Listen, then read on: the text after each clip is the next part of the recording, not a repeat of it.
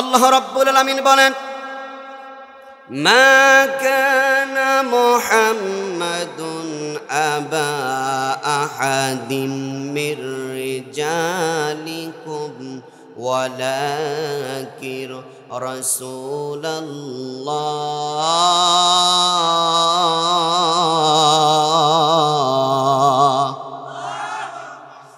আপনার সঙ্গে আমার সঙ্গে আল্লাহ নবী বিশ্ব নবীর সম্পর্কটা কি?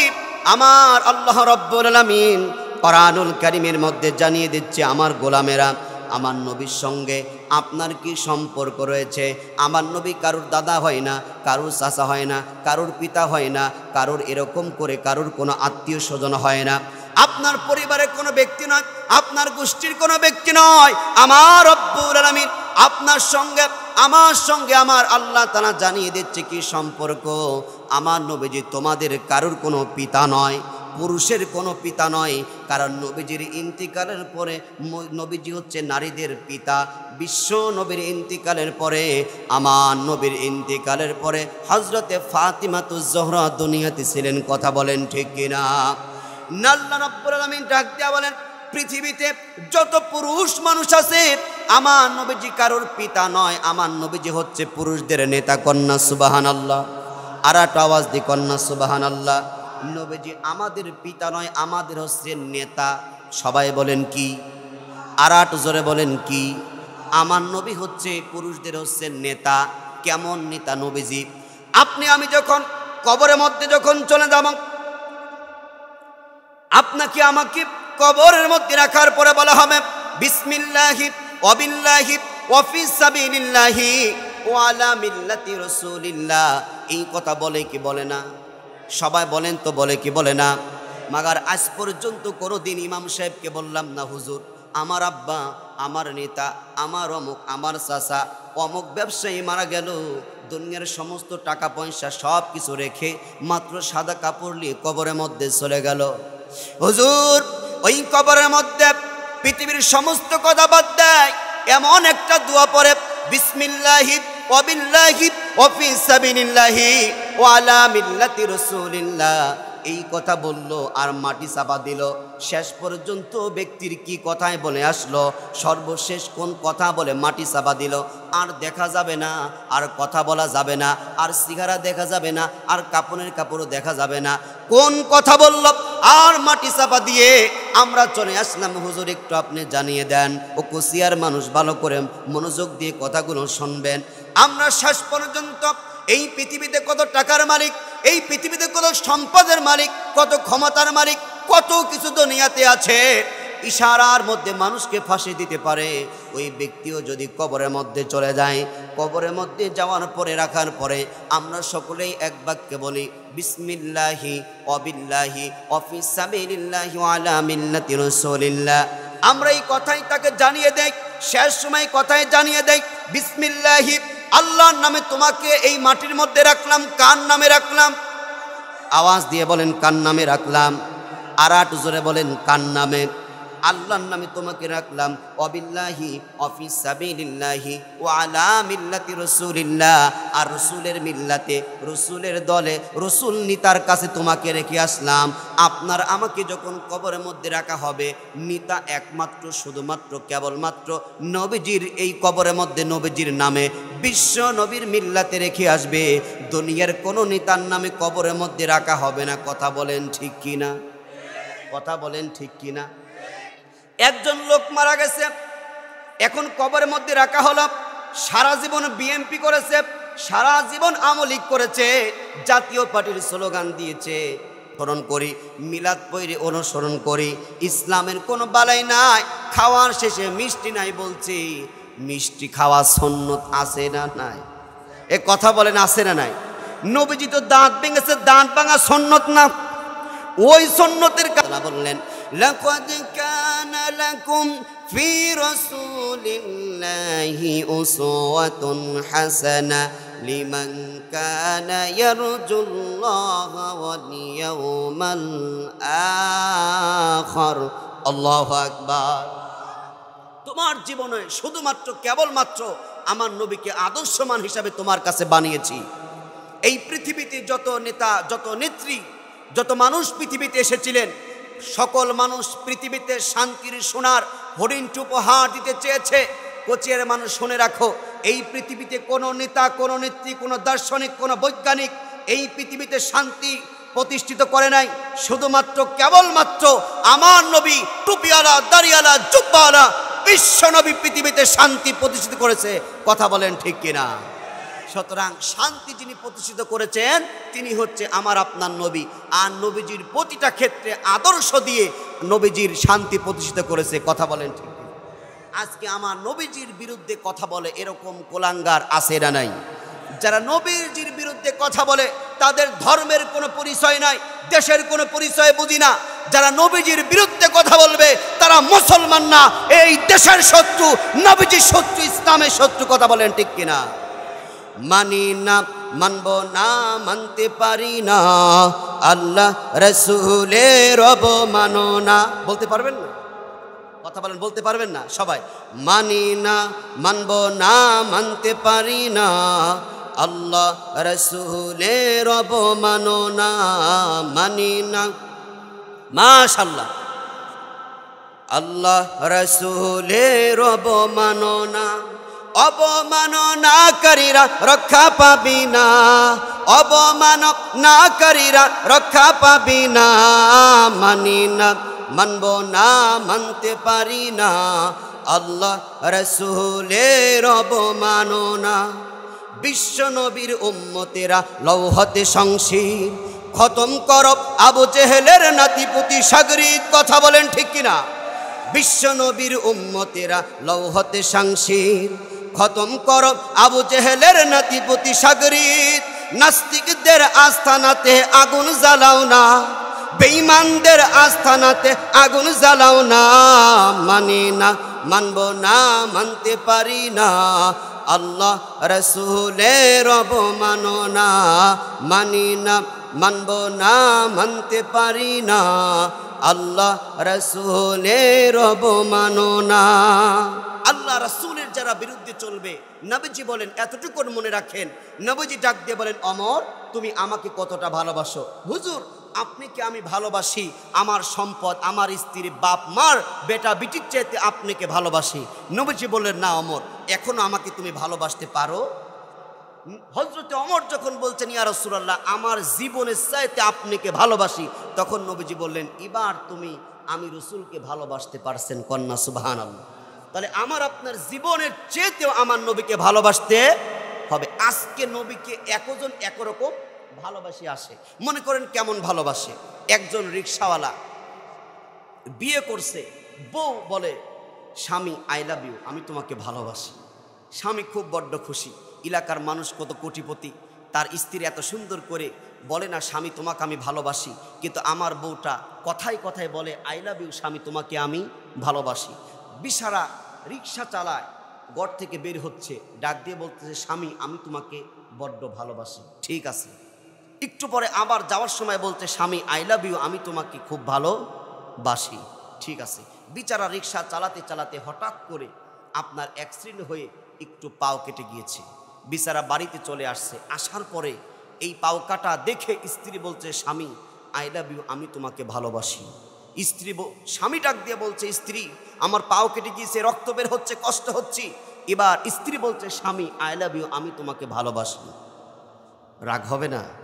আমার পাও কেটে গিয়েছে, তুমি আমাকে ভালোবাসো এই কথা বলছো। আমাকে যদি তুমি ভালোই বাসবে তাহলে তুমি আমার জন্য ডেটেল আনবে, তুমি আমার জন্য স্যাবলেন আনবে, আমার জায়গা পরিষ্কার করবে, আমাকে ভালো বানানোর জন্য চেষ্টা করবে। কথা বলেন ঠিক কিনা? তাহলে তুমি যখন বলছো বারবার আমি তোমাকে ভালোবাসি, কিন্তু এমন ভালোবাসো আমার পাও কেটে আমার যন্ত্রণা হচ্ছে, এই জায়গায় ভালোবাসা নয়। স্ত্রী হাতটা গুছায়া, স্বামী হাতটা গুছায়া এক মারছে বক্সেন, স্ত্রী পাঁচ হাত দুকে যায় কেলায় পরে কাঁদছে। আজকে মুসলমানরা হয়েছে তাই, আমার নবীকে ভালোবাসি, মুখ দিয়ে জবান দিয়ে বলে নবীকে ভালোবাসি, নবীজির আমি উম্মত, কিন্তু নবীজির আদর্শ ওই মুসলমানের নাই। কথা বলেন ঠিক কিনা? মুখে দাড়ি রেখে রসুলকে ভালোবাসে না, মাথায় টুপি দিয়ে নবীকে ভালোবাসে না, জবান দিয়ে নবীকে ভালোবাসে আর সিন্নি খায় নবীকে ভালোবাসে। কথা বলেন ঠিক কিনা? আর একটা জোরে কোন ঠিক কিনা? তাহলে নবীজিকে ভালোবাসতে হবে আমার জীবনের চাইতেও। কথা বলে জীবনের চাইতেও, আমার কথাগুলো বুঝতে কষ্ট হচ্ছে আপনাদের? কষ্ট হচ্ছে? তাহলে আমি আপনি নবীকে ভালোবাসবো আমার আপনার জীবনের চাইতেও। সম্মানিত ভাইয়ের আমার, নবীজিকে কেমন ভালোবাসতে হবে? আজ কিছু মানুষ আছে নবীজির বিরুদ্ধে কথা বলে। পাশের দেশে ভারতের মধ্যে লাহোরে একজন যুবক নাম তার ইলিমউদ্দিন কেমন নবীকে ভালোবাসে। আমার আপনার নবীজি, নবীকে ভালোবাসার জন্য কোনো মুফতি হওয়া লাগে না, কোনো বক্তা হওয়া লাগে না, শিক্ষিত হওয়া লাগে না, আলেম হওয়া লাগে না। যারা নবীজির যারা আশিক হবে, যারা নবীজিকে যারা ভালোবাসবে, তারা অন্তর থেকে ওই মানুষটা রিক্সা চালা হতে পারে, মানুষটা দিনমজুরি হতে পারে, মানুষটা কামলা দিয়ে খেতে পারে। যারা নবীজির মহাব্বত ভালোবাসা অন্তরের মধ্যে রাখবে, তাদের সম্মান আমার আল্লাহর কাছে আকাশ চুম্বি হয়ে যাবে। কন্যা সুবহানাল্লাহ। সম্মানিত ভাইরা আমার, ভারতের জমিনে এলাকার নাম লাহোর, এমন একজন যুবক নাম তার ইলিমউদ্দিন, কাঠ মিস্ত্রি করে খায়। এদিকে আমেরিকার জমিনে একজন যুবক হিন্দু মানুষ নাম তার রাসপাল, ইনি একটা বই লিখেছে, বইটির নাম হচ্ছে রঙ্গিলা রাসূল। এই রঙ্গিলা রাসূল নামে বইটির মধ্যে কটূক্তি ভাষায়, বিশ্রী ভাষায় আমার নবীকে গালমন্দন করে একটা বই লিখেছে, বইটির নাম হচ্ছে রঙ্গিলা রাসূল। এই বইটা লেখার পরে ভারতের জমিন যখন এরকম করে জানাজানি হয়ে গেল, পেপার পত্রিকার মধ্যে জানাজানি হয়ে গেল, এমন করে একজন যার নাম রাসপাল, এই যুবকটি একটা বই লিখেছে, নবীজিকে গালি দিয়ে, নবীজিকে কটূক্তি করে একটা বই লিখেছে, নাম হচ্ছে রঙ্গিলা রাসূল। এই কাঠ মিস্ত্রি কাঠ কেটে খেতেন, নাম তার ইলিমউদ্দিন। নবীজির এমন একজন আশিক ছিল, অন্তরের মধ্যে নবীজির এত প্রেম ছিল, এত ভালোবাসা ছিল, তিনি মার কাছে যেয়ে বলতেছেন, মা গো, আমার দয়ার নবীর বিরুদ্ধে গালমন্দর করে কথা বলে একটা বই লেখছে গো মা, আমি কি করতে পারি? মা জননী ডাক দিয়ে বললেন, বাবা রে, যে আমার নবীর দুশ্মন, যে ইসলামের দুশ্মন, নবীজির বিরুদ্ধে কথাগুলো লেগেছেন, বাবা আমি তোমার মা অনুমতি দিলাম, দোয়া দিলাম, যাও বেটা যাও, নবীর দুশ্মনকে হত্যা না করে তুমি বাড়িতে ফিরবা না। চিল্লায়া বলেন আল্লাহু আকবার। এই যুবকটি চলে গেলেন কোথায়? রাসপালের রাজপ্রাসাদ চিনি না, পথ চিনি না, বাড়ি চিনি না, শুনতে শুনতে চলে গেল কোথায়? রাসপালের রাজপ্রাসাদ, রাসপালের বাড়ি পর্যন্ত চলে গেল। শুনতে শুনতে যাওয়ার পরে রাসপালের বাড়ির সামনে যখন চলে গেলেন, গেটদারের কাছে ডাক দিয়ে বলছেন, এটাই কি রাসপালের বাড়ি? বলছে, হ্যাঁ এটাই হচ্ছে রাসপালের বাড়ি। ইনি কি রঙ্গিলা রাসূল নামে বইটি লিখেছে? হে যুবক, তোমার পরিচয় কি একটু বলো। বলে, আমি আসছি ওই রাসপালের সঙ্গে দেখা করতে। রঙ্গিলা রাসূল নামে বইটি যিনি লিখেছে, তার সঙ্গে আমি দেখা করার জন্য আসছি। বলতেছেন, যাও দোতলার মধ্যে সুইমিং পুলের পাশে বসে বস আরাম করতেছে। এমত অবস্থায় ভারতের লাহোর থেকে যাওয়া এই যুবকটি নবীজির মহাব্বত নিয়ে, ছোট্ট একটা চাকু নিয়ে, ছোট্ট একটা ছুরি নিয়ে পকেটের মধ্যে চলে গেলেন। নবীজির দুশ্মনকে হত্যা করতে চাই, নবীজির দুশ্মনকে আজকে মারতে চাই। চলে গেলেন দোতলার মধ্যে সুইমিং পুলের পাশে। বন্ধু, এমত অবস্থায় রাসপাল আরাম করতেছে। ডাক দিয়া বললেন, আপনার নাম কি? রাসপাল। কি হয়েছে? নাম কি? বলে, আপনার নাম কি? রাসপাল। বলে, হ্যাঁ আমার নাম রাসপাল। আপনি কি রঙ্গিলা রাসূল নামে বইটিকে আপনি লিখেছেন? বলে, হ্যাঁ আমি রঙ্গিলা রাসূল নামে বইটি আমি লিখেছি। এই কথা বলা সারা যুবক এরকম করে চাকুটা বের করে সঙ্গে সঙ্গে মারল, সঙ্গে সঙ্গে বারবার চাকু তুলছে আর পেটের পরে, মুখের উপরে যেখানে পারছে মারতে মারতে হত্যা করে ফেলল। আজীব কি ঘটনা! এই পৃথিবীর জমিনে একজন ব্যক্তি আরেকজনকে হত্যা করে পালিয়ে যায়, চলে যায়, দূরে চলে যায়। কিন্তু লাহোর থেকে যে যুবকটা এসেছে, আমাদের নেতা, এই রাসপালকে হত্যা করলো। রাসপালকে হত্যা করার পরে যুবকটি কোথাও যায় না, এখানে দাঁড়িয়ে থাকে। তাকে অ্যারেস্ট করলো। আমেরিকার জমিনে যখন তাকে জেলখানার মধ্যে যখন বন্দি করলো, বন্দি করার পরে যখন আলেমরা জানতে পারলো নবীজির মহাব্বতে, এই যুবকটি যখন নবীজির মহাব্বতে আমার আপনার নবী বিশ্ব নবীকে গালি দিয়ে, গালমন্দন করে, কটূক্তি করে, বই লেখার অপরাধে এই যুবকটি ইমানি জজবায় যাকে তাকে হত্যা করেছে, এই বিচারা যাকে হত্যা করেছে। এদিকে ভারত থেকে আলেম ওলামা চলে গেল, জেলখানার সামনে দাঁড়িয়ে বলেন, যুবক রে, যুবক, তোমাকে তো ফাঁসি দিবে, তোমার শুনানি হবে, কোর্টের মধ্যে তোমাকে তুলবে যখন, তুমি বলবা তখন যে আমি পাগল ছিলাম, আমি ম্যাট ছিলাম, আমি ভালো না, আমি বুদ্ধিসম্মত না। যুবক ডাক দিয়া বলেন, এ ভারতের আলেমেরা শোনো, নবীজির বিরুদ্ধে কটূক্তি করার কারণে, নবীজির বিরুদ্ধে বই লেখার অপরাধে আমি তাকে হত্যা করেছি, আমি তাকে হত্যা করেছি। আমি কি জন্য আমি মিথ্যে কথা বলবো? আমার আব্বা মিথ্যা শিখাই নাই, আমার মা মিথ্যা শিখাই নাই রে যুবক, আমার আব্বা শিখায় নাই, আমার মা শিখায় নাই। গতকালকে যখন রাজপালকে হত্যা করি, আমি যখন জেলখানার মধ্যে যখন বন্দী হয়েছি, আমি যখন একটু ঘুম চিন্তায় যখন ঘুম ধরেছে, এই ঘুমের মধ্যে আমি স্বপ্নের মধ্যে দেখতে পাই হযরত আবু বকর, ওমর, উসমান, আলী রাদিয়াল্লাহু তাআলা আনহু ফুলের তোড়া নিয়ে দাঁড়িয়ে আছে। এই ইলমুদ্দিন, নবীজির জন্য জীবন দিতে চাও, নবীজির জন্য জেলখানায় ঢুকেছ, নবীজির জন্য ফাঁসির কার্যে ঝুলতে চাও, আসো ইলমুদ্দিন আসো, তোমার মরতে দেরি হবে। আমি আবু বকর, ওমর, উসমানের, আলীর হাতের ফুলের তোড়া নিয়ে আল্লাহর জান্নাতে যেতে দেরি হবে না। কন্যা সুবহানাল্লাহ। ইলমুদ্দিন উচ্চ স্বরে বলেন, ও ভারতের আলেমেরা শোনো, ও ভারতের বুদ্ধিজীবীরা শোনো, তোমরা আমাকে মিথ্যা কথা শিখাচ্ছ। আমি যার জন্য জীবন দিতে চেয়েছি গো, যেই নবীজির জন্য আমি জীবন দিতে চাই, যেই নবীজির জন্য আমি ফাঁসির কার্যে জ্বলতে চাই, এবং কি আমার নবী, বিশ্ব নবী, মদিনার নবী রহমাতুল লিল আলামিন আমাকে ঘুমের মধ্যে ডাক দিয়ে বলছেন, ইলমুদ্দিন রে, কাঠের মিস্ত্রি ইলমুদ্দিন, আমি নবীজির প্রেম, আমি নবীজির ভালোবাসা অন্তরের মধ্যে এতই জায়গা করেছো রে, আসো ইলমুদ্দিন আসো, তোমার গলায় ফাঁসির জড়ি দিতে দেরি হবে। আমি নবীজির হাতে থেকে ফুলের তোড়া নিয়ে আল্লাহর জান্নাতে যেতে দেরি হবে না। কন্যা সুবহানাল্লাহ। এটাই হচ্ছে নবীজির আশিক, এক নাম্বার আশিক, যারা নবীজির জন্য জীবন দিতে প্রস্তুত হয়। নবীজির বিরুদ্ধে কথা বললে, আজ আপনার বাপের বিরুদ্ধে কথা বললে আপনি রুখে দাঁড়ান, আপনার দুনিয়ার নেতার বিরুদ্ধে কথা বললে আপনি রুখে দাঁড়ান, কিন্তু নবীজির বিরুদ্ধে মানুষ কটূক্তি করে, মানুষ কথা বলে, আপনি এক সময়ও নবীজির বিরুদ্ধে যারা কথা বলে তাদের বিরুদ্ধে আপনি কথা বলেন না। কথা বলেন ঠিক কিনা? যারা নবীজির বিরুদ্ধে কথা বলার পরেও যারা নবীজির পক্ষ নিয়ে কথা বলে না, তারাই হচ্ছে ইসলামের এক নাম্বার দুশ্মন, নাম তার মুনাফিক। কথা বলেন ঠিক কিনা? আর একটু জোরে বলেন ঠিক কিনা? সুতরাং নবীজির জন্য যদি আপনার জীবন দিতে চান, তখন আল্লাহর নবীজি আপনাকে, মদিনার নবী স্বপ্নে যুগে আপনাকে দেখা দিবে। কথা বলেন ঠিক কিনা? আমার নবী, আপনার নবী একমাত্র, শুধুমাত্র, কেবলমাত্র তার আদর্শ এমন ছিল, তার আদর্শ এমন ছিল, একদল মুসলমান যে মা আয়েশার কাছে বললেন, ও আয়েশা, নবীজির আদর্শ কেমন ছিল? হযরত আয়েশা ডাক দিয়ে বললেন, ও মুসলমান, তোমরা কি কোরআন পড়ো না? যে আমরা কোরআন পড়ি।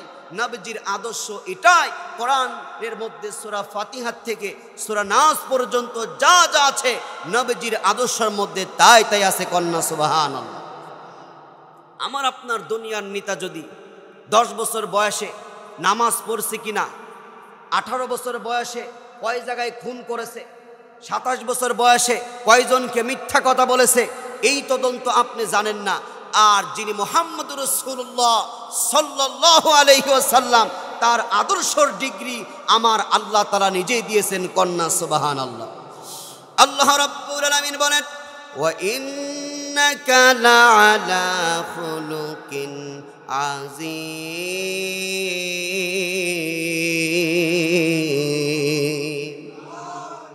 নবীজির চরিত্র, মহান চরিত্রের অধিকারী, তার চরিত্র কোনো গণনা করা যাবে না। তার আদর্শের সার্টিফিকেট, তার চরিত্রের সার্টিফিকেট আমার বিশ্বনবীর সার্টিফিকেট, আমার নবীজি সার্টিফিকেট আমার আল্লাহ দিলেন। কন্যা আল্লাহু আকবার। এই ভারতের জমিনে, আমাদের বাংলাদেশে অনার্স, মাস্টার্স প্রতিটা ক্লাসে বিশ্বকবি বলা হয় বিশ্বকবি রবীন্দ্রনাথ ঠাকুর। বিশ্বকবি রবীন্দ্রনাথ ঠাকুরের এই বইগুলো আমাদের বাংলাদেশের বিভিন্ন কলেজ, ইউনিভার্সিটিতে পড়ানো হয়। এই বিশ্বকবি রবীন্দ্রনাথ ঠাকুরের কাছে প্রশ্ন করা হলো, বিশ্বকবি রবীন্দ্রনাথ ঠাকুর দাদা ভাই, আমরা মুসলমান, অল্প দিনে মাত্র 1450 বছর ইসলাম আসলো, কোরআন আসলো, মানুষরা ইসলাম এত দ্রুত প্রচার হয়েছে, মুসলমানরা জীবন দিতে চায়, কিন্তু আপনাদের হিন্দু ধর্ম যুগ যুগ ধরে এসেছে, কোনো ব্যক্তি ধর্মের জন্য জীবন দিতে চায় না, তার কারণটাকে ব্যাখ্যা করেন। আমার মুসলমান ভাইরা, আমার ভারতের জমিনে বড় একটা মাদ্রাসা আছে। মাদ্রাসাটির নাম হচ্ছে দেওবন্দ মাদ্রাসা। এই মাদ্রাসার একজন মুরব্বী আছে, নাম তার সুলাইমান নদভী। এই সুলাইমান নদভী একটা বই লিখেছে, পয়গম্বরে মুহাম্মদ। বইটি বাংলাদেশ ইসলামী ফাউন্ডেশনে পাওয়া যায়। এই সুলাইমান নদভী দাদাভাইকে বললেন, ও দাদাভাই রবীন্দ্রনাথ ঠাকুর, আমি আপনার কাছে জানতে চাই। রবীন্দ্রনাথ ঠাকুর ডাক দিয়া বলেন, দাদা ভাই, আপনি আমার কাছে কি আপনি শুনতে চান, কি আপনি জানতে চান? জানতে চাই যে আমরা মুসলমানের ধর্ম মাত্র অল্প দিনে আসলো, কিন্তু ধর্মের জন্য, কোরআনের জন্য, নবীজির জন্য জীবন দিতে চাই। ইসলামে তো দ্রুত প্রচার প্রসার হয়ে গেল। দাদা ভাই, আমি জানতে চাই, হিন্দু ধর্ম যুগ যুগ ধরে এসেছে, কিন্তু হিন্দু ধর্মের জন্য কেউ জীবন দিতে চায় না। হিন্দু ধর্ম এত যুগ যুগ আসার পরেও এত প্রচার, এত ব্যাপকতা নেই। বিশ্বকবি রবীন্দ্রনাথ ঠাকুর ডাক দিয়া বললেন, ও টকটকা যুবকালে, ও সুলাইমান নদভী, আমি রবি ঠাকুর তোমাকে জানিয়ে দেই, আমাদের হিন্দু ধর্ম যুগ যুগ ধরে এসেছে, কিন্তু হিন্দু ধর্মের মধ্যে এমন কোনো সত্যবাদী কোনো নেতা এসে নাই। মুসলমানে ইসলাম এত দ্রুত প্রতিষ্ঠিত হওয়ার কারণ, মুসলমানেরা ইসলামের জন্য, কোরআনের জন্য, নবীর জন্য জীবন দিতে চাই। তার কারণটি হচ্ছে, ইসলামের মধ্যে সবচেয়ে যোগ্যতা সম্পন্ন যেই নেতা, এত গুণ দিয়ে, এত ভালো দিয়ে, এত গুণ দিয়ে যাকে বানিয়েছে, সবচেয়ে শ্রেষ্ঠ নেতা যে মালিক, যেই ধর্মের মধ্যে দিয়েছে, তার নামই হচ্ছে ইসলাম ধর্ম। আর ইসলাম ধর্মের মধ্যে বিশ্বনবী মুহাম্মদুর রাসূলুল্লাহ সাল্লাল্লাহু আলাইহি ওয়াসাল্লাম পাঠানোর কারণে ইসলাম ধর্মের মধ্যে আমার আল্লাহ তাআলা এত দ্রুত ইসলামকে প্রচার করে দিয়েছেন। কন্যা সুবহানাল্লাহ। সম্মানিত ভাইরা আমার সেই নবী, একমাত্র নবী, যেই নবীজির আদর্শের কথা ব্যাখ্যা করলে শেষ হবে না। আমার নবীজিকে হত্যা করার জন্য আবু জেহেলের বন্ধু একজন ইহুদি সন্তান, ইহুদিটা নবীজিকে হত্যা করার জন্য সকালবেলায় অস্ত্রটা ধার দেয়। আবু জেহেলের দল করে, খারাপ দল করে, নবীজিকে হত্যা করবে। এমতো অবস্থায় ওই ইহুদির সন্তানটা নবীজির দরবারে প্রতিদিন যাওয়া আসা করে, নবীজির সঙ্গে তার সম্পর্ক আছে। হঠাৎ করে এই ছোট্ট শিশুটা আর নবীজির দরবারে নাই। নবীজি ডাক দিয়ে বললেন, আবু বকর, ওমর, উসমান, আলী, তোমরা এবার নামাজের পরে বসো, বাবা বসো। এবার বসলেন। ডাক দিয়ে বললেন যে, প্রতিদিন ওই ইহুদির সন্তান আমার কাছে প্রতিটা দিন আসে, আমার হুজরায় আসে, আমি তার সঙ্গে মত বিনয় করি, আমি তাকে ভালোবাসি। ওই শিশুটা আজকে আর আমার কাছে কেন আসে নাই? সাহাবীরা বললেন, ইয়া রাসূলুল্লাহ, ইয়া হাবিবাল্লাহ, নবী গো, আমরা একটু দেখি তার কি সমস্যা রয়েছে, কি জন্য আপনার কাছে আসে না। এবার চলে গেলেন। যাওয়ার পরে ডাক দিয়ে বললেন, ইয়া রাসূলুল্লাহ, ইয়া হাবিবাল্লাহ, যেই শিশুর কথা আপনি বলছেন প্রতিটা দিন আপনার দরবারে আসে, ওই ব্যক্তি আর কেউ নাই গো নবীজি। ওই ব্যক্তি হচ্ছে আবু জেহেলের বড় চামচা, আপনাকে মারার জন্য বড় তরবারি প্রতিদিন ধার দেয়, তার সন্তান। নবী গো, আপনি তার বাড়িতে যাবেন না। নবীজি ডাক দিয়ে বলেন, সাহাবীরা, প্রতিদিন যেই যুবকটা আমার কাছে আসে, আমার বন্ধু হয়েছে, আমি তাকে দেখতে যাব, তাকে দেখতে যাব। নবীজি ডাক দিয়ে বলেন, সাহাবীরা, আমার ওই বন্ধুকে আমি দেখতে যাব, কি হয়েছে, কি হয়েছে? সাহাবীরা ডাক দিয়ে বলেন, ইয়া রাসূলুল্লাহ, আপনার ওই যুবকের জ্বর হয়েছে, বিমার হয়েছে। নবীজি ডাক দিয়ে বলেন, যেই যুবকটা প্রতিদিন আমার দরবারে আসে, আমার ওই বন্ধুটা আজকে অসুস্থ হয়েছে, জ্বর হয়েছে, বিমার হয়েছে, কেন আমি যাব না, কেন আমি যাব না? নবীজি উঠে দাঁড়ালেন। হযরতে ওমর, গরম সাহাবী, নবীজির জুব্বা টান দিয়ে ধরলেন। নবীজি, ইয়া রাসূলুল্লাহ, ইয়া হাবিবাল্লাহ, আপনি যে ইহুদির বাড়িতে আপনি জানতে চাচ্ছেন গো নবীজি, ওই ইহুদিটা প্রতিদিন আপনাকে হত্যা করার জন্য তরবারি ধার দেয়, আপনাকে মারার জন্য তরবারি ধার দেয় সকাল সন্ধ্যা। ওই ইহুদির বাড়ি আপনি গেলে আপনার গর্দান উড়িয়ে দিতে পারে। নবী ডাক দিয়ে বলেন, ওমর, আমার বন্ধু অসুস্থ, আমি দেখতে যাব। ওমর ডাক দিয়ে বলেন, ইয়া রাসূলুল্লাহ, ইয়া হাবিবাল্লাহ, নবী গো, আমরাও আপনার সঙ্গে যাব। নবীজি ডাক দিয়ে বললেন, না না না, যদি আমার সঙ্গে যাও, ইহুদিটা ভয় পাবে, ভয় পাবে, আরো ভয় পাবে, তোমাদের যাওয়া যাবে না, আমি নবীজি একা একা যাব। যাওয়ার পরে ঘরে ঢুকবে, ঘরে ঢোকার সময় যখন সালাম দিচ্ছে, যেই তো মদিনার মানুষ আরবি বসে, মক্কার মানুষ আরবি বোঝে, আমার যেমন বাংলা ওদের তেমন আরবি বললেই তারা বোঝে। যখন তিনি সালাম দিলেন আসসালামু আলাইকুম ওয়া রাহমাতুল্লাহ, আসসালামু আলাইকুম ওয়া রাহমাতুল্লাহ, বাড়ির দরজায় যে আমার নবীজি সালাম দিলেন। আর ভিতর থেকে ইহুদি চিন্তা করলো কোন ব্যক্তি এসেছ, আমার বাড়িতে গাজার আড্ডা, আমার বাড়িতে মদের আড্ডা, আমরা পার্টি করি আবু জেহেলের বিশ্ব নবীকে হত্যা করার জন্য ষড়যন্ত্র করে প্রতিদিন, আজকে কি আমার দরজায় এসেছো, আমাকে বারবার সালাম দাও, কোন ব্যক্তি আমার জন্য ভালো কামনা করো, কোন ব্যক্তি আমার জন্য রহমত কামনা করো। এবার আবু জেহেল এই কথা, আবু জেহেলের সেই আপনার স্যামসা বলছেন, কে ব্যক্তি আমার জন্য রহমত কামনা করো। যখন যুবকটি বের হয়ে এসেছেন, আসার পরে দেখলেন গেটের সামনে কোনো ব্যক্তি নয়, যিনি হচ্ছে মুহাম্মদ রাসূলুল্লাহ সাল্লাল্লাহু আলাইহি ওয়াসাল্লাম। ইহুদি ডাক দিয়া বললেন, ওগো মুহাম্মদ, আমার বাড়ির দরজায় তুমি কেন? বলে, তোমার সঙ্গে আমি দেখা করার জন্য আসি নাই, তোমার সন্তান আমার কাছে প্রতিদিন যায়, তোমার সন্তানের নাকি অসুস্থ হয়েছে, তোমার ছেলেটাকে দেখার জন্য এসেছি। এবার চলে গেলেন, যাওয়ার পরে যখন ওই সন্তানের মাথার মধ্যে হাত দিলেন, হাত দিয়ে নবীজি আমার একটু ফু দিলেন। ওই ছেলেটা যখন সুস্থ হলেন, উঠে বসে নবীজি ডাক দিয়া বললেন, বন্ধু তুমি কেমন আছো? বলে, ইয়া রাসূলুল্লাহ, নবী গো, এতক্ষণ মনটা খারাপ ছিল, অসুস্থ ছিলাম গো দয়ার নবীজি, আপনি আসছেন, আপনি আসার পরে আমার মনটা ভালো হয়ে গিয়েছে, আমার আর রোগ বালাই নাই, আমি যেন সুস্থ হয়ে গিয়েছি। কন্যা সুবহানাল্লাহ। এই ছোট্ট শিশুটা, নবীজির বন্ধুটা, ইহুদি সন্তানটা ডাক দিয়া বলতেছেন, মাগো ও বাবা, যেই মুহাম্মদকে হত্যা করার জন্য, যেই মুহাম্মদকে মারার জন্য প্রতিদিন সকাল সন্ধ্যা তরবারি ধার দাও, আমার সে বন্ধু মুহাম্মদ, আমি অসুস্থ হয়েছি, ওগো বাবা, ওগো মা, দেখো আমার বন্ধু আমাকে বলে নাই, মুহাম্মদ আমার বন্ধু আমার শিউরে যখন এসেছে, আমি যেন সুস্থ হয়ে গিয়েছি।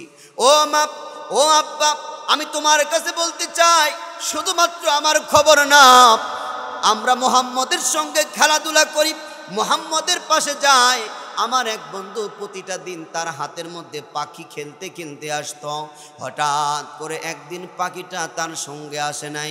মুহাম্মদ এত বড় ভালো মানুষ, মুহাম্মদ এত বড় ভদ্র মানুষ, মুহাম্মদ এত সৌন্দর্য মানুষ, ওগো বাবা, ওগো মা, আমার এই মুহাম্মদ আমার বন্ধুকে জিজ্ঞাসা করে, বন্ধুরে, তোমার সঙ্গে প্রতিদিন পাখিটা খেলাধুলা করে, আজকে পাখিটা কেন তোমার কাছে আসে না?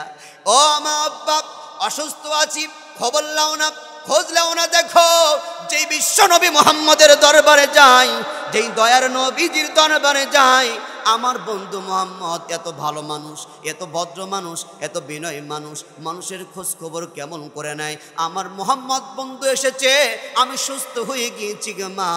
এই কথাগুলো বলছেন, আর যুবকের চোখের পানি পড়েছেন, ইহুদির চোখের পানি পড়েছেন, ইহুদির স্ত্রীর চোখের পানি পড়েছেন। ইহুদি ডাক দিয়া বলেন, মুহাম্মদ, আবু জেহেলের দল করি, আবু জেহেলের চামচিমে করি, প্রতিদিন সকাল সন্ধ্যা একশো অস্ত্র ধার দেই, ওগো মুহাম্মদ তোমাকে মারার জন্য, কিন্তু কি দেখলাম গো মুহাম্মদ, তুমি এত ভালো মানুষ, এত ভদ্র মানুষ, এত বিনয় মানুষ, আমার বাড়িতে তোমার জীবনের মায়া করো না, আমার সন্তানের কাছে তুমি চলে আসো, আমার আর বুঝতে বাকি নাই গো মুহাম্মদ, এখন তুই পরিবার ধরে কালেমা পড়ে মুসলমান বানায় দাও, লা ইলাহা ইল্লাল্লাহু মুহাম্মাদুর রাসূলুল্লাহ।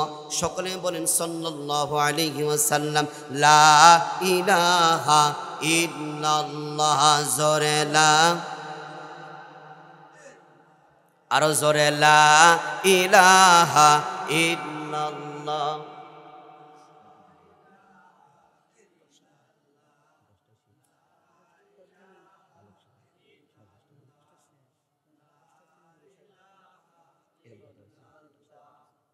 আর জোরে লা ইলাহা ইল্লাল্লাহ, লা ইলাহা ইল্লাল্লাহ, সুবহানাল্লাহ ওয়ালহামদুলিল্লাহ, লা ইলাহা ইল্লাল্লাহ, লা, মাশাআল্লাহ, আর জোরে লা ইলাহা লা ইলাহা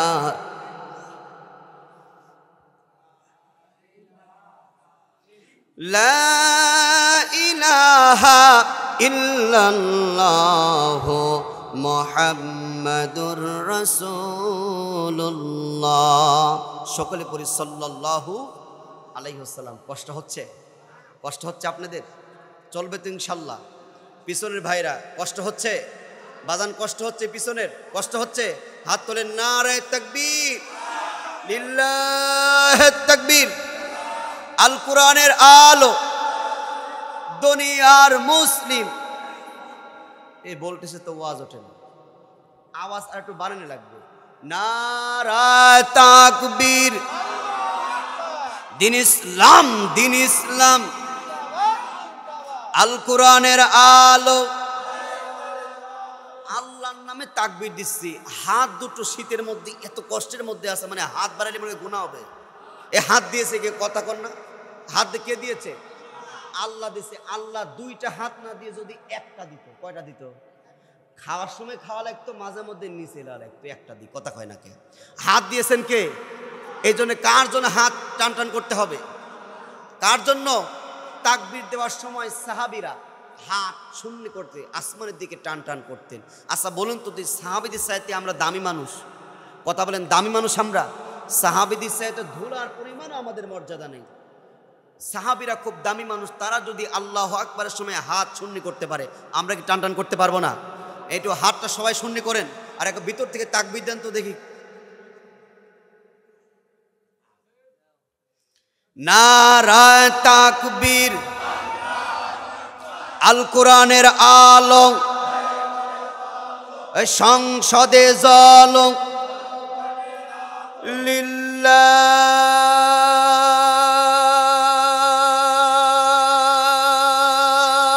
তাকবীর। কষ্ট পাইছেন আপনারা? দুঃখ পাইছেন? চলবে তো ইনশাল্লাহ? আমার জানা মতে কুচিয়ার মা বোনেরা প্রতিটা বাড়ির মানুষ আমাকে চেনে। কথা কোন ঠিক কিনা? আমার এখানে ফুফুর বাড়ি আছে, চাচার বাড়ি আছে, সবাই আমার আত্মীয় স্বজন, তাই কথা বলেন ঠিক কিনা? এই জন্য মা বোনদের জন্য একটু হলেও আমার কথা বলতে হবে। কথা বলেন ঠিক কিনা? পরের বক্তা মা বোনদের জন্য বলবে কি না বলবে ওই আশে আমাকে ফেলে রাখা যাবে? আগামীকালকে বলবে আমার দেশের সন্তানকে দাওয়াত করলো, আমরা সারা বছর তোমার ভাইয়ের কাছে চাইল দেই। কথা কয় না? আর আমাদের জন্য তোমার ভাই এসে একটু কথা কইলো না। কথা বল না। এই জন্য মা বোনদের জন্য একটু ওয়াজ করার দরকার আছে না নাই? কারণ ওরাই তো দেশের সরকার, ঘুরে ফিরে আসতেছে বারবার, আমাদের যুবকদের জ্বালাপোড়া করতেছে সরকার। এই জন্য মহিলাদের হিদায়তের বক্তব্য দরকার। কথা কোন ঠিক? আরো জোরে বলেন ঠিক কিনা? আজকে মহিলারা যদি ভালো হয়ে যায়, এই সমাজটা ভালো হয়ে যাবে। ঠিক কিনা বলেন? গুনার উৎপত্তি হচ্ছে মহিলারা। মহিলা ভালো হবে, সমাজ ভালো হবে, মায়েরা ভালো হবে, সংসার ভালো হয়ে যাবে। কথা বলেন ঠিক কিনা? একজন মহিলা, একজন নয়, দুইজন নয়, দাউস মানে 4 জন ব্যক্তিকে জাহান্নামে নিয়ে যায়। একজন মহিলা যদি জাহান্নামে যায় বেপর্দার কারণে, তার স্বামীকে জাহান্নামে নিয়ে যাবে, তার বড় ভাইকে জাহান্নামে নিয়ে যাবে, তার বাপকে জাহান্নামের দিকে নিয়ে যাবে। কথা বলেন ঠিক? সুতরাং মহিলা একজন ব্যক্তি 4 জন ব্যক্তিকে জাহান্নামে নিয়ে যাবে। সুতরাং মহিলাদের হিদায়াতের জন্য কথা বলার দরকার আছে না নাই? আল্লাহ রাব্বুল আলামিন বলেন, وقرن في بيوتكن ولا تبرجن تبرج الجاهلية الأولى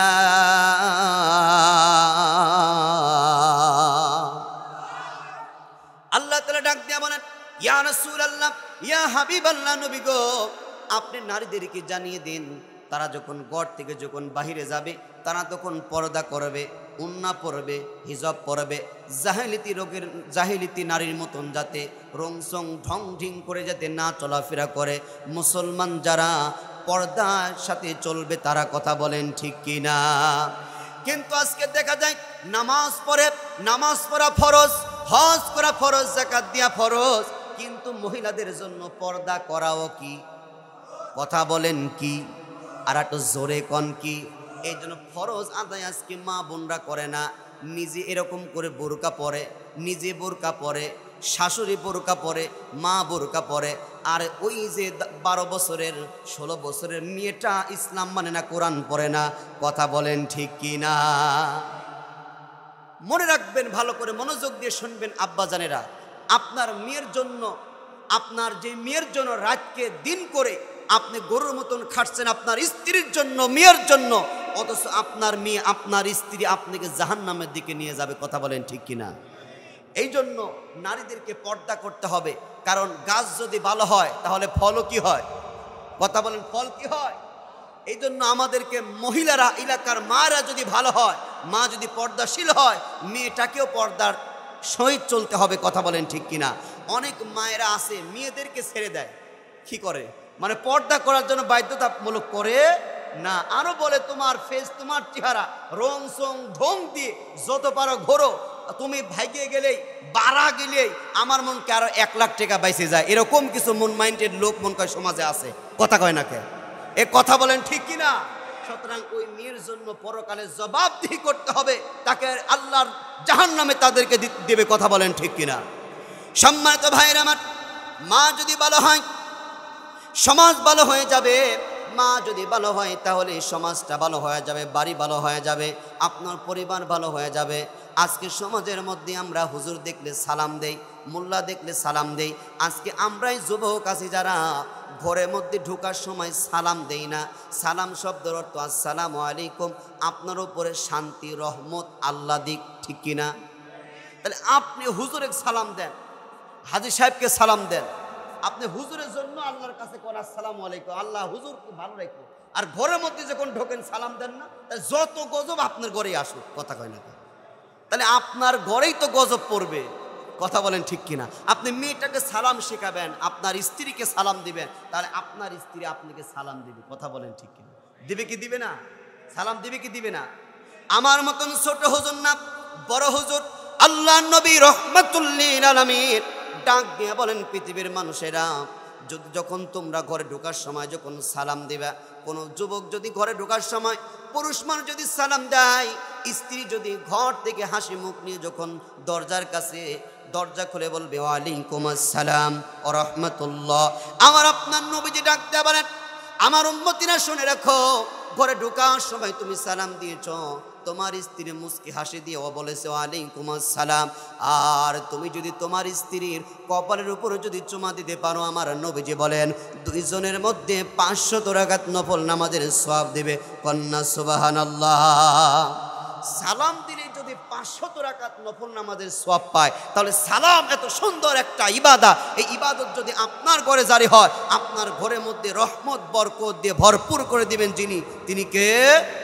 আরো জোরে বলেন, তিনি কে? ইনশাআল্লাহ আমরা সালাম দেব, তো সবাই সালাম দেব। সম্মানিত ভাইরা আমার, একটু মনোযোগ দিয়ে কথাটা শুনবেন, মা বোনরা কান খাড়া করে কথাটা শুনবেন।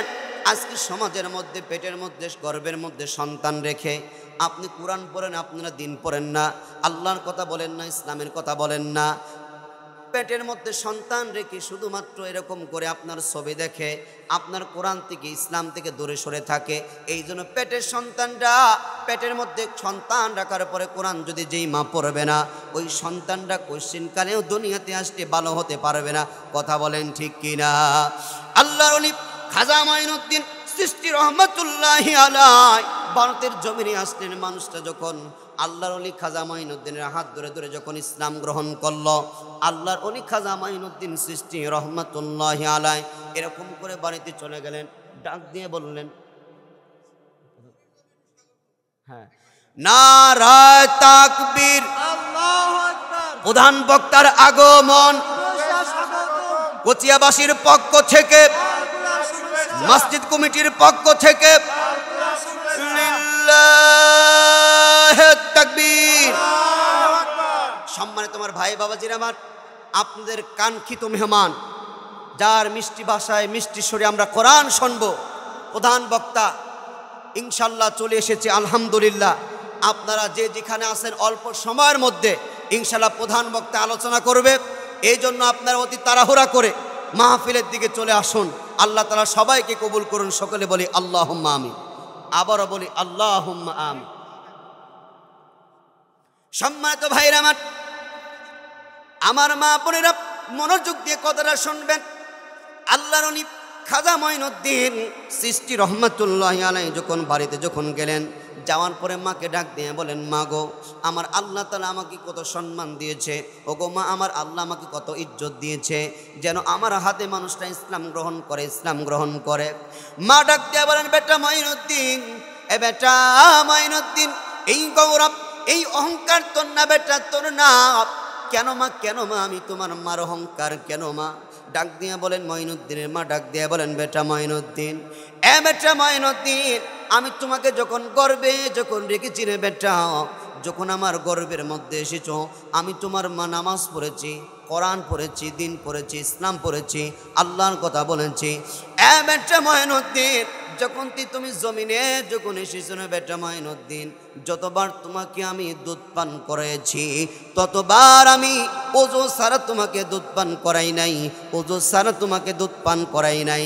আজকে আশপাশের মায়েরা যা করে জানি না, তবে কসিয়ার মায়েরা এত ভালো ওযু করে সন্তানকে দুধ পান করায়। কথা বলেন ঠিক কিনা? আরো যখন সন্তান আসে, তখন এরকম করে রিমোট টেপে ছবি দেখে এমন করে ছবি দেখে, ডিপ জলের ছবি দেখে আমার আল্লাহ তাআলা বলেন, সন্তান পেটের মধ্যে রেখে তুমি এরকম করে ছবি দেখো, নামাজ পড়ো না, কোরআন পড়ো না, দিন পড়ো না, আল্লাহর কথা বলো না। ওগো বান্দা, পেটের মধ্যে গর্ভে সন্তান রেখে তুমি ডিপ জলের ছবি দেখো, তোমার পেট থেকে এই ডিপ জল আসতেছে। কথা বলেন ঠিক কিনা?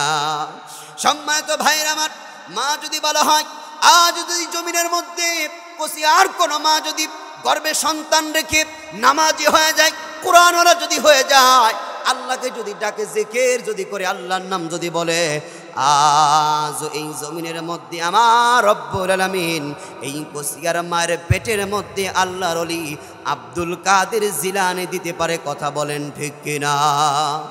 কঠিন কিয়ামতের ময়দানে মুসিবতের সময় দুনিয়ার নারী আর জান্নাতি নারীরা ঝগড়া লাগবে। আমার আল্লাহ রব্বুল আলামিন ডাক দিয়ে বলবেন, জান্নাতি নারীরা এক পাশে বসে যাও, ও দুনিয়ার নারীরা এক পাশে তোমরা বসে যাও। ও জান্নাতি নারীরা, তোমাদের মধ্যে কি কথা আছে তোমরা বলে ফেলো। জান্নাতি নারীরা ডাক দিয়ে বলবেন, রব্বুল আলামিন, আমরা হচ্ছে জান্নাতি নারী, আমরা হচ্ছে জান্নাতের মানুষ। ওই দুনিয়ার নারীরা ভালো না, ওরা হচ্ছে খারাপ। বিভিন্ন দোষ গুণগুলো এক এক করে যখন বলে তোমরা বসে পড়ো, দুনিয়ার নারীদের মধ্যে তোমরা দাঁড়িয়ে যাও।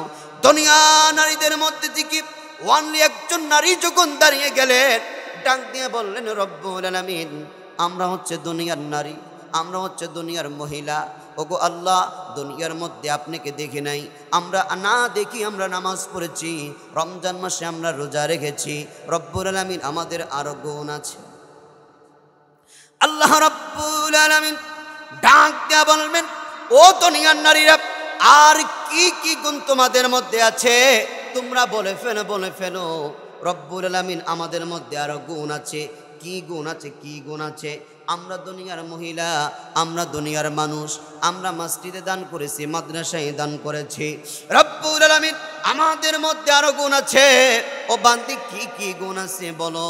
দুনিয়ার মহিলারা ডাক দিয়ে বলবেন, গো আল্লাহ, আমরা হচ্ছে দুনিয়ার মহিলা, দুনিয়ার নারী, আমরা হচ্ছে হাফেজদের মা, আলেমদের মা, আমরা হচ্ছে নবীদের মা, সাহাবীদের মা, হযরত মুসা কালিমুল্লাহর মা, ইব্রাহিম খলিলুল্লাহর মা।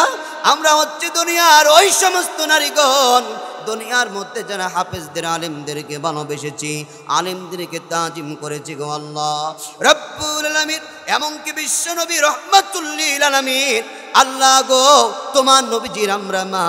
এবার ডাক দিয়ে বলবেন, আজ কঠিন কিয়ামতের ময়দানে মুসিবতের সময় ওই সমস্ত দুনিয়ার নারীরা জান্নাতি হবে, যেই সমস্ত নারীগণ ইসলামকে ভালোবেসেছে, মসজিদ মাদ্রাসায় দান করেছে, আলেমদেরকে তাজিম করেছে, কোরআনের জন্য সন্তানকে কোরআনের হাফেজ বানানোর জন্য মাদ্রাসায় দিয়েছে।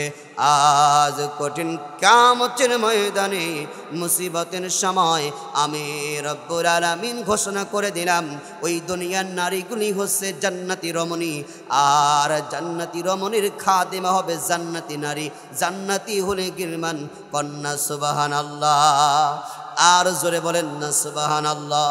সম্মানিত আমার ভাইরা, আমার একান্ত প্রিয় আপনজনেরা, কবির মনোযোগ দিয়ে কথাগুলো আপনারা শুনবেন। আল্লাহ রব্বুল আলামিন আল্লাহ নবী বিশ্ব নবীর স্ত্রী মা আয়েশা সিদ্দিকা রাদিয়াল্লাহু তাআলা আনহা আল্লাহ নবীর কাছে ডাক দিয়ে বলেন, ইয়া রাসূলুল্লাহ, ইয়া হাবিবাল্লাহ, নবী গো, আসনে মুবাশশারা 10 জন সাহাবী জান্নাতি হবে। আপনি বলেছেন হযরতে আবু বকর, ওমর, উসমান, আলী, জুবায়ের, তালহা, এরা জান্নাতি যাবে 10 জন মানুষ। ইয়া রাসূলুল্লাহ, নবী গো, আপনি একটু আমাদেরকে জানিয়ে দিন, এই জমিন থেকে জান্নাতের গ্যারান্টি পেয়েছে, জান্নাতের ওয়ারেন্টি পেয়েছে কয়জন নারী এই দুনিয়ায় থেকে জান্নাতের গ্যারান্টি পেয়েছে, আপনি একটু আমাকে জানিয়ে দেন। হযরতে নবীজি ডাক দিয়ে বললেন, 8 জন নারীর নামগুলো আগে বলে দেয়, একটু মনোযোগ দিয়ে শুনবেন আমার কুশিয়ার মায়েরা। যেই 8 জন নারী দুনিয়ার জমিন থেকে জান্নাতের গ্যারান্টি পেয়েছে, 8 জন নারীর নামগুলো আপনারা একটু শুনে নেন। আমি দিয়ার পর মাহফিলে কথাটা বলতে চাই, বলতে পারি নাই, এই জন্য আমি কথাটা একটু ফিনিশিং দিতে চাই আমার ভাইরা আমার। হযরত আয়েশা বলেন, ইয়া রাসূলুল্লাহ, ইয়া হাবিবাল্লাহ, নবী গো, কয়জন নারী যাবে জান্নাতে? নবীজি ডাক দিয়ে বলেন, 8 জন নারী যাবে জান্নাতে। ইয়া রাসূলুল্লাহ, 1 নম্বরে কোন মহিলা জান্নাতি হবে? নবী ডাক দিয়ে বলেন, 1 নম্বরে যিনি জান্নাতি হবে তিনি হচ্ছে হযরতে খাদিজা রাদিয়াল্লাহু তাআলা আনহা। হযরত আয়েশা বলেন, ইয়া রাসূলুল্লাহ, 2 নম্বরে কে? 2 নম্বরে হচ্ছে হযরতে ফাতিমাতুজ জোহরা রাদিয়াল্লাহু তাআলা আনহা। 3 নম্বরে কে? তুমি আয়েশা। 4 নম্বরে কোন নারী জান্নাতি হবে? হযরতে সুমাইয়া। ইসলামের জন্য, দ্বীনের জন্য, কোরআনের জন্য, কালেমার জন্য সর্বপ্রথম এই পৃথিবীর জমিনে যেই নারীটা শহীদ হয়েছিলেন তিনি আর কেউ নাই। 4 নম্বরে জান্নাতি হযরতে সুমাইয়া। 5 নম্বরে জান্নাতে যাবে আয়ব নবীর স্ত্রীর নাম তার রহিমা। 6 নম্বরে কোন ব্যক্তি জান্নাতি হবে? ফিরাউনের স্ত্রীর নাম ছিল তার আসিয়া, তেলের মধ্যে ছেড়ে দিয়েছিল। তার স্বামীর নাম ফিরাউন, বডনব্য ফিরাউন, নিজেকে খোদা দাবি করত। কিন্তু ফিরাউনের স্ত্রীর নাম তার আসিয়া হযরতে মূসাকে লালন পালন করেছে কোরআনের পক্ষে থাকার জন্য, মূসার পক্ষে থাকার জন্য, কালেমার পক্ষে থাকার জন্য। হযরতে আসিয়া 1 নয় 2 6 নম্বরে তিনি জান্নাতি। 7 নম্বরে কোন নারী জান্নাতি হবে? আসিয়ার ঘরের চাকরানী, নাম ছিল তার মুসাইখা। 8 নম্বরে কোন নারী জান্নাতি? হযরত আয়েশা বলেন, ইয়া রাসূলুল্লাহ, 8 নম্বরে কোন নারীগণ দুনিয়ার জমিনে জান্নাতের গ্যারান্টি পেয়েছে, জান্নাতের ওয়ারেন্টি পেয়েছে, আপনি বলুন। নবীজি ডাক দিয়ে বলেন, উহুদ যুদ্ধের সময় একজন 6 মাসের শিশু বাচ্চার মাকে আমার আল্লাহ রব্বুল আলামিন জান্নাতি বানিয়েছেন কন্যা সুবহানাল্লাহ। আমার কুশিয়ার আব্বারা, আমার একান্ত প্রিয়জনেরা শুনুন মনোযোগ দিয়ে। এবার দেখুন, এখন আমি আপনাদের কাছে বলবো, 1 নম্বরে যিনি জান্নাতে যান নাম হচ্ছে মা খাদিজাতুল কুবরা রাদিয়াল্লাহু তাআলা আনহা। মা খাদিজাতুল কুবরা রাদিয়াল্লাহু তাআলা আনহা তিনি কেমন ছিল? তার অন্তরের মধ্যে কবরের ভয় কেমন ছিল? একটু মনোযোগ দিয়ে কথাগুলো শুনবেন। হযরত মা খাদিজা রাদিয়াল্লাহু তাআলা আনহা আল্লাহর নবীর কাছে গভীর রাত্রে ডাক দিয়ে বললেন, ইয়া রাসূলুল্লাহ, ইয়া হাবিবাল্লাহ, নবী গো, আমি খাদিজা জীবন যৌবন সব কিছু আপনার জন্য, ইসলামের জন্য ব্যয় করলাম। ওগো দয়ার নবীজি, আমি খাদিজা কখন যেন মরে যাব। এই গভীর রাত্রি আপনার কাছে পাখির কিচিমিচি বন্ধ হয়ে গিয়েছে। ওগো দয়ার নবীজি, আপনার কাছে আমি খাদিজা 3টা জিনিস আবদার করব, 3টা জিনিস চাইবো, আপনি কি আমাকে দিবেন কি দিবেননি? নবী ডাক দিয়ে বলেন, খাদিজা কি বলবা, কি বলবো, তুমি বলে ফেলো, বলে ফেলো। মা খাদিজা ডাক দিয়া বললেন, নবী গো, 1 নম্বরেই আমি আপনার থেকে চাই আপনার গায়ের জুব্বাখানা, আমি খাদিজার গায়ের কাপড়ের কাপড় আপনি বানিয়ে দেন। মা খাদিজা ডাক দিয়ে বলেন, নবী গো, ইয়া রাসূলুল্লাহ, ইয়া হাবিবাল্লাহ, আপনার গায়ের জুব্বা যদি আমি খাদিজার যদি কাপড়ের কাপড় যদি হয়ে যায়, আমি খাদিজা বলতে পারি যে কবরের মধ্যে আমাকে রাখা হবে, ওই কবরের মাটিগুলো আমার সঙ্গে বেয়াদবি করবে না, ওই কবরের সাপ বিচ্ছুগুলি আমার সঙ্গে বেয়াদবি করবে না। কারণ বিশ্ব নবীর গায়ের জুব্বা যদি আমি খাদিজার কাপড়ের কাপড় যদি হয়ে যায়, ইয়া রাসূলুল্লাহ, ইয়া হাবিবাল্লাহ, আপনি দিবেন, আপনি বলুন। নবী ডাকতে বলেন, খাদিজা কান্দো না, কান্দো না, ও খাদিজা তুমি তো জান্নাতি, কেন তুমি কান্না করো? আরশের মালিক আল্লাহ তোমাকে সালাম জানাইছে রে খাদিজা, তুমি কান্দো না, কান্দো না, তুমি কান্দো কেন? মা খাদিজা ডাক দিয়া বলেন, ইয়া রাসূলুল্লাহ, ইয়া হাবিবাল্লাহ, নবী গো, আমি জান্নাতি আমি জানি, কিন্তু কবর দেখে আমি ভয় পাই। যেই কবরের মধ্যে সাথী নাই, বাতি নাই, আলো নাই, ব্যবস্থা নাই। ইয়া রাসূলুল্লাহ, নবীজি, ওই কবর দেখে আমি খাদিজা ভয় পাই। এই জন্য ইয়া রাসূলুল্লাহ, ওই কবরের কথা যখন মনে পড়ে চোখের পানিগুলো চলে আসে। হযরত আবু বকর কবর দেখলে কাঁদতো, হযরত উসমান জুন্নুরাইন কবর দেখলে কাঁদতো। সাহাবীরা ডাক দিয়ে বলেন, আবু বকর, উসমান গনি তুমি কান্দো কান্দো, গোরস্থানের পাশ দিয়ে গেলে কেন কান্দো? ডাক দিয়া বলেন, বাইরে এই কবর দেখলে কেন কান্না আসে? ওই কবরের মধ্যে সাথী নাই, বাতি নাই, আলোর ব্যবস্থা নাই, কবরের মধ্যে কেমনে যায় থাকবো, কেমনে যায় থাকবো, কেমনে যায় থাকবো? মা খাদিজা ডাক দিয়া বলেন, ইয়া রাসূলুল্লাহ, 2 নম্বরে আমার চাওয়া, 2 নম্বরে আপনার কাছে চাই গো নবীজি, যেই কবরের মধ্যে আমাকে রাখা হবে ওই কবরের মধ্যে অন্য মানুষ যেন না রাখে।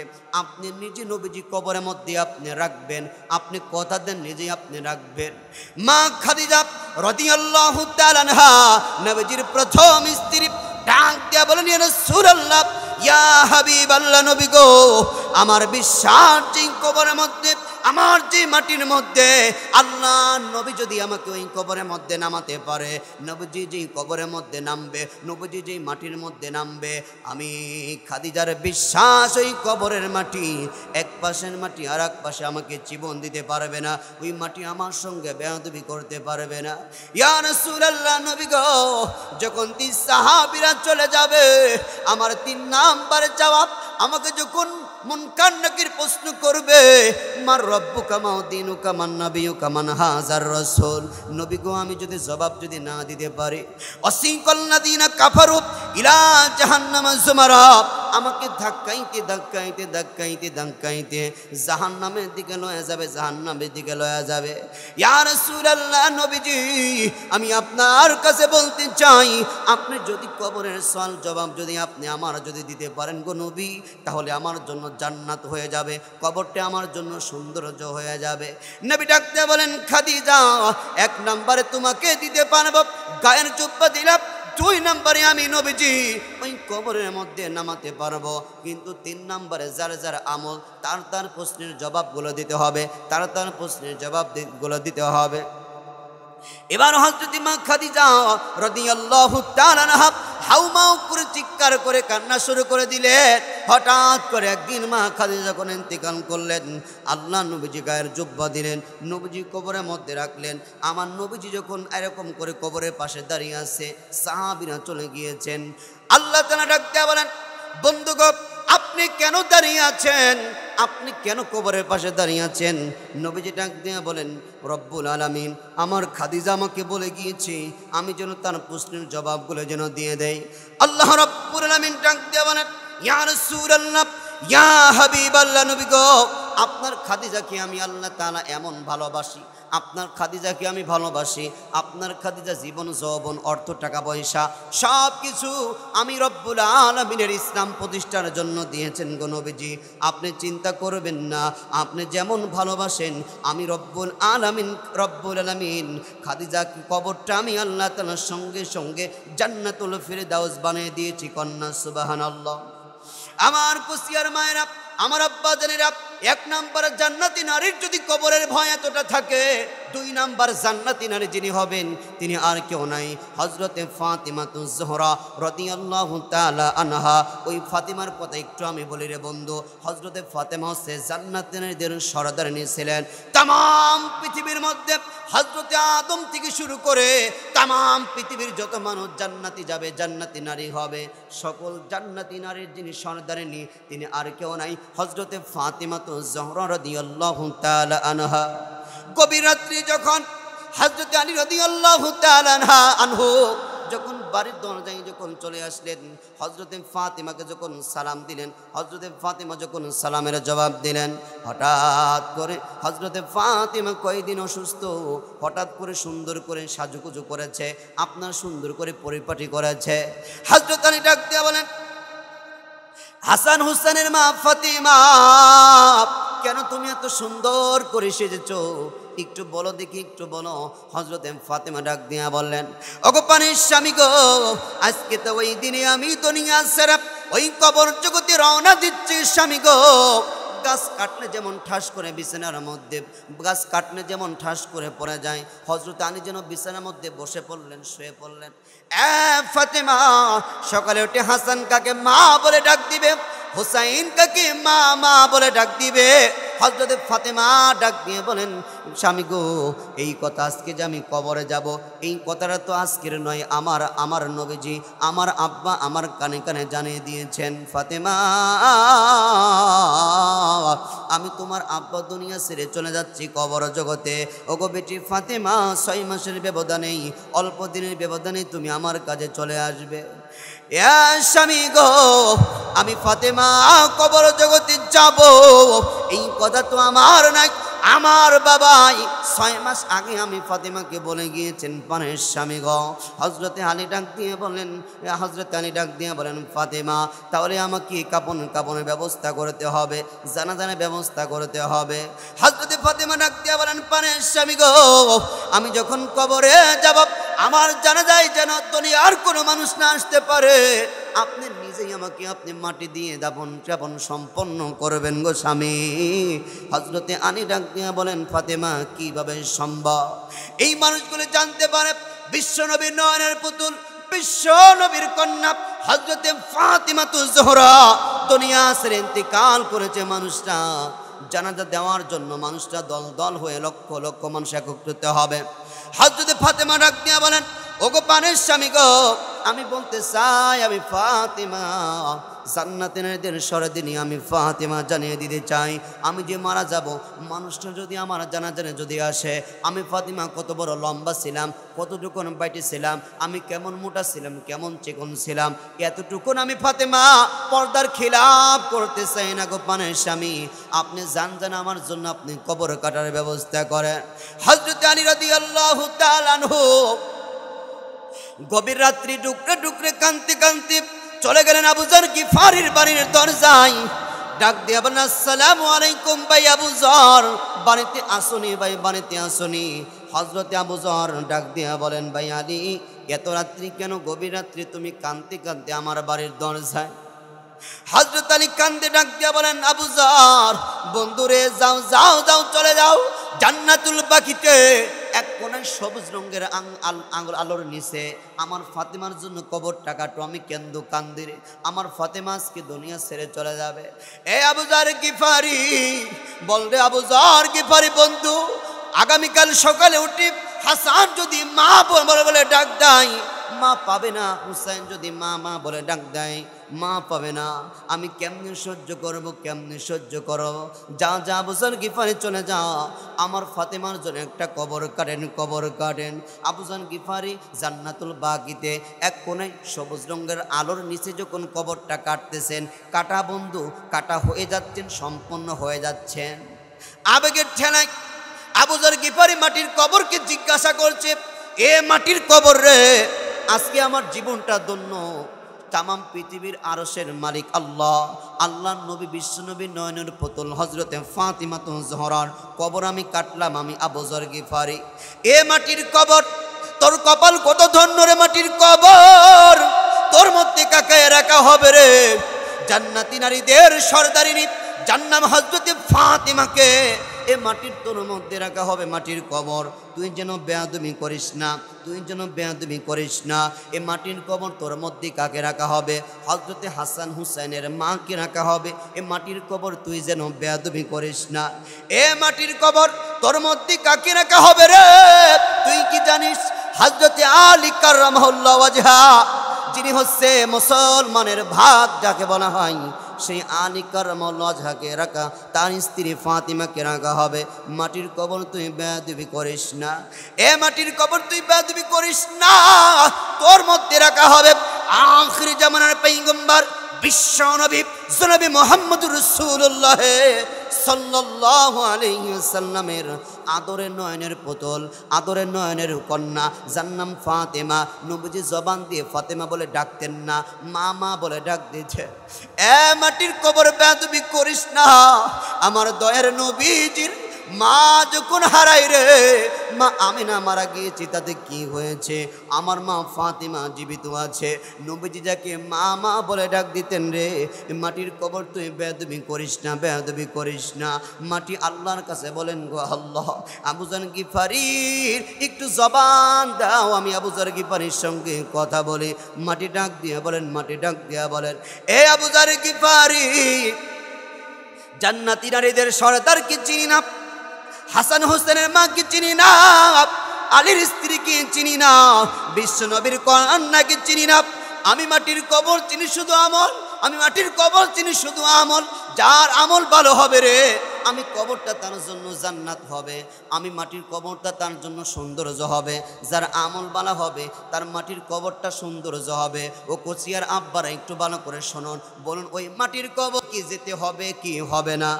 স্বভাব দিয়ে বলেন, হবে কি হবে না? যার আমল বেশি থাকবে তার জন্য এই কবরটা জান্নাত হয়ে যাবে।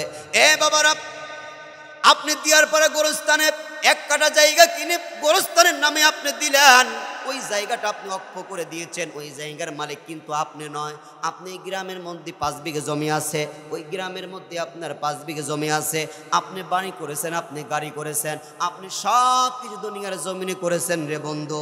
আপনি যখন মারা যাবেন, আপনার জায়গায় মাটি দেওয়া হবে না।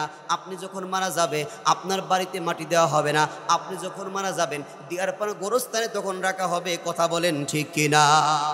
আপনি দুনিয়ার জমিনে খায়ে না খেয়ে অন্যায় অবিচার করে যত সম্পদ করলেন, টাকা জমি করলেন, বাড়ি করলেন, গাড়ি করলেন, অথচ মরার পরে যেই কবরটা দেওয়া হবে, ওই জায়গার মালিকও আপনি নয়। যদি আপনি মালিক থাকেন, আপনি অক্ষ করে দিয়েছেন, দান করে দিয়েছেন, গোরস্থানের কোনো মালিক এইখানে বসে নাই, তাহলে আপনার মরণের সময় এক কাটা জায়গাও আপনার সঙ্গে যাবে না। আওয়াজ দিয়ে বলেন ঠিক কিনা? কিন্তু আজকে আমি আপনাদের কাছে বলতে চাই, আপনাদের দেশের সন্তান রে বন্ধু, আল্লাহ নবীজি বলেছেন, মাম বানা লিল্লাহি মাসজিদান বানাল্লাহু লাহু বাইতান ফিল জান্নাহ। দুনিয়ার জমিনে যারা একটা মসজিদ যারা বানাবে, আল্লাহ তাআলা দুনিয়ার জমিনে মসজিদের যারা সহযোগিতা করবে, আমার আল্লাহ তাআলা জান্নাতের মধ্যে বাড়ি তৈরি করে দিবেন। আপনার জমি আপনাকে ফাঁকি দিবে, ওই কবরে একটু জমিও যাবে না। আপনার ব্যাংকের টাকা ব্যাংকে থাকবে, আপনার বাড়ির সয় সম্পদ সব কিছু থাকবে। আপনার স্ত্রীর সঙ্গে যাবে না, আপনার সন্তান সঙ্গে যাবে না, লক্ষ লক্ষ টাকার সম্পদ পড়ে থাকবে। আপনার ব্যবসা ইদুলপুর বাজারে পড়ে থাকবে, আপনার টাকা পয়সা ব্যাংকে থাকবে, সব কিছু পড়ে থাকবে। আল্লাহর কসম করে বলছি, আল্লাহর ঘরে বসে বলছি, এটা হচ্ছে আল্লাহর ঘর। এই আল্লাহর ঘরের জন্য যেই ব্যক্তি, আল্লাহর কোরআন হচ্ছে 30 পারা, 30 পারা কোরআনের জন্য, কোরআনের সম্মানে কোনো ব্যক্তি যদি 3,000 টাকা যদি এই মসজিদ ঘরের জন্য দান করে, দুনিয়ার সমস্ত সম্পত্তি পড়ে থাকবে, দুনিয়ার ব্যবসা থাকবে, সন্তান সন্ততি সব কিছু থাকবে। যারা 3,000 টাকা এই মসজিদ ঘরের জন্য যারা দিবে, এই কবরের মধ্যে যাইতে আপনার দেরি হবে। এই কোরআন সুপারিশ করে আল্লাহর জান্নাতে পৌঁছায় দিবেন। কন্যা সুবহানাল্লাহ। আমার বন্ধুগণ, কথাগুলি মনোযোগ দিয়ে শুনবেন। কিয়ামতের ময়দানে একজন ব্যক্তি যখন এরকম করে জান্নাতে যাওয়ার জন্য একটা আমলের জন্য জান্নাতে যেতে পারছে না, জান্নাতে যেতে পারছে না, আমল লাগবে মাত্র কয়টা? জবাব দিয়ে বলেন না কয়টা? আর একটু জোরে বলেন না কয়টা? জবানটা ছেড়ে বলেন কয়টা আমল হলে জান্নাতে যাওয়া যায়? একটা আমল হলে জান্নাতে যাওয়া যায়।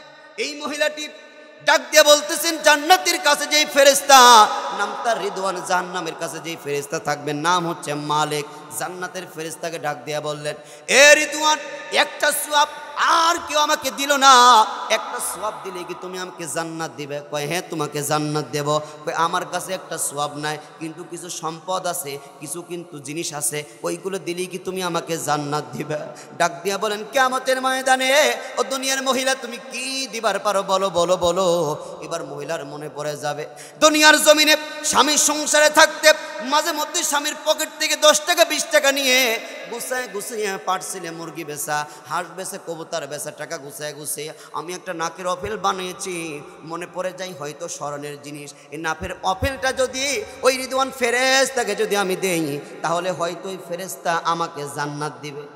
এই কথা যখন মনে পড়ল, যখন মহিলাটি নাকের মধ্যে হাত দিবে, নাকের ফুল নাই, কানের মধ্যে হাত দিবে, কানের দুল নাই, হাউমাউ করে কিয়ামতের মতের ময়দানে চিৎকার করবে, রব্বুল আলামিন ওই দুনিয়ার মানুষ কত ধোঁকাবাজ, দুনিয়ার মানুষ কত বড় সিটার, দুনিয়ার মানুষ কত বড় বাটপার, দুনিয়ার জমিনে আমি গুছে গুছে আমি নাকের অপেল বানালাম, আমার মরতে দেরি হয়েছে, আমার অপেল খুলতে দেরি করে নাই, আমার মরতে দেরি হয়েছে, আমার কানের দুল খুলতে দেরি হয় নাই গো আল্লাহ।